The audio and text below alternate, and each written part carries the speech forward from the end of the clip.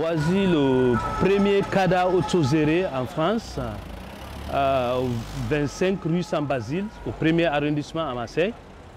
Donc c'est un bâtiment squatté par des membres de l'association des usagers de la PADA de Marseille, après régularisé avec le soutien des associations marseillaises pour créer un CADA autogéré. Donc il y a 5 étages. Chaque étage, il y a 5 chambres, une salle de bain, une cuisine, une toilette commune. Donc il y a 40 personnes en demande d'asile. Je m'appelle Aliou Jallo, je suis anglophone de Sierra Leone en Afrique de l'Ouest. J'habite à Marseille depuis 2017. Je suis membre fondateur et président de l'association des usagers de la PADA de Marseille. C'est une association créée par les demandeurs d'asile pour s'entraider et puis aussi pour lutter contre le dysfonctionnement de la plateforme d'accueil des demandeurs d'asile. Que les pertes de courriers et la distribution de courriers en retard pour aller pour entretien à l'OFRA et à la CNDA. Donc, quand tu rates votre rendez-vous pour aller pour l'entretien, et puis c'est fini. Donc, tu te retrouves dans la rue sans droit. On a créé cette association au mois de février 2020. Les anciens demandeurs d'asile ont beaucoup d'expérience et puis passer des nouveaux arrivants et des actuels demandeurs d'asile. Parce que nous, les anciens, on a beaucoup souffert ici, donc on ne veut pas aussi de nouveaux arrivants qui souffrent comme nous.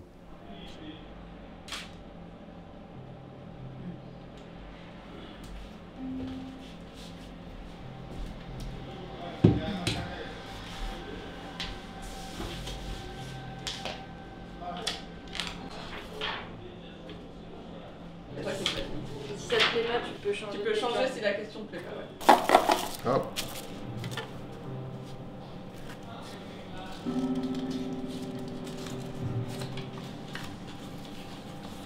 Si tu étais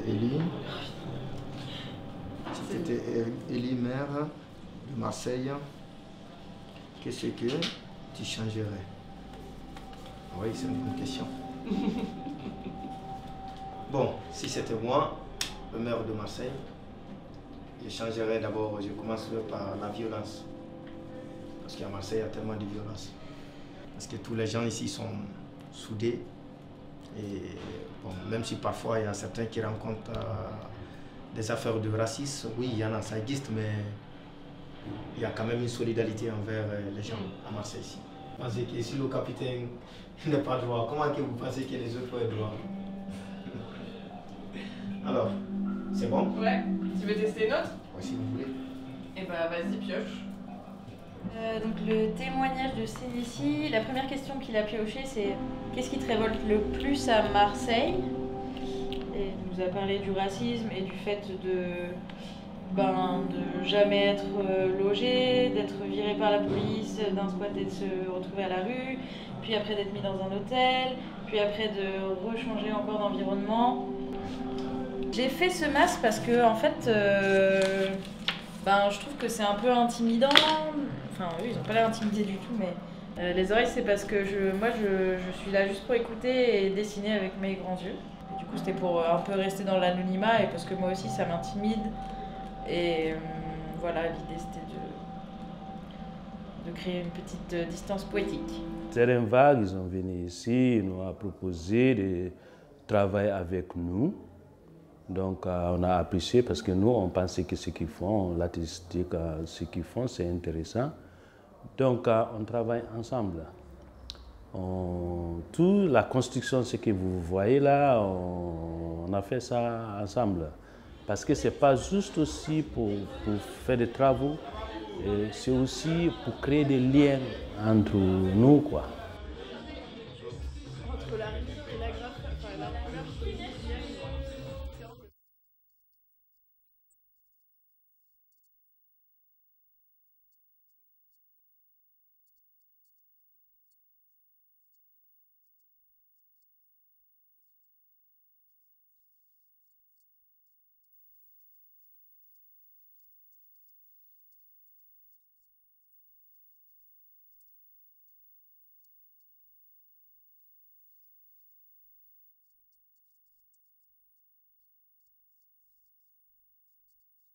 On a un collectif qui s'appelle Terrain Vague. On est 7 personnes au total avec des profils différents. Du coup, on fait des projets plutôt d'installation, de construction, d'installation graphique dans des structures sociales. Et après, l'idée, c'est aussi toujours d'allier un peu les constructions avec du graphisme et créer un peu de la narration dans ce nouveau lieu, mais en lien avec les habitants et les habitantes de ce lieu directement. Donc en tout cas, essayer à chaque fois, même si ce n'est pas toujours le cas, de faire participer les habitants eux-mêmes dans l'aménagement de leur propre lieu de vie. Et donc ça fait 1 mois et demi qu'on a commencé la résidence. Donc il y a eu une première session de concertation un peu avec les personnes qui habitent ici. Et l'idée c'était de rendre le lieu beau, et donc la thématique c'était un peu lié l'agréable au pratique, enfin le beau au pratique. Donc il y a eu toutes ces petites réflexions d'aménagement, de repeindre le lieu. Et la deuxième session, nous on voulait aussi laisser un peu un petit cadeau artistique, mais toujours inspiré en lien avec les personnes qui habitent ici.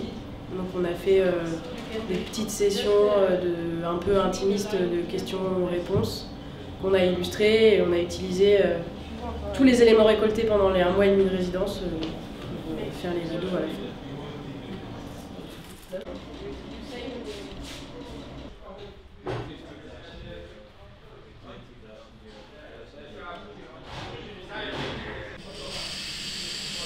C'est un peu du dernière minute.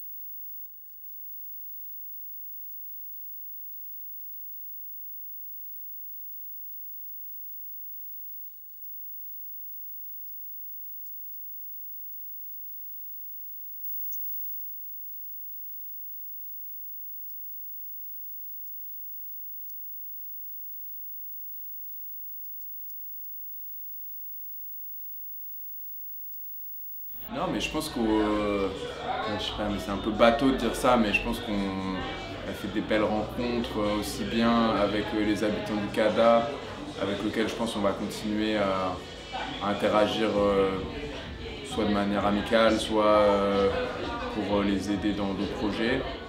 On a eu vraiment un accueil hyper généreux et chaleureux tout le long de la résidence, tous les jours du monde qui venait de manière très spontanée nous voir, et vraiment l'impression d'être aussi inclus dans l'espace dans lequel on travaillait et dans le projet. Donc je pense que ça c'est aussi vraiment la sensation en tout cas avec laquelle on va repartir.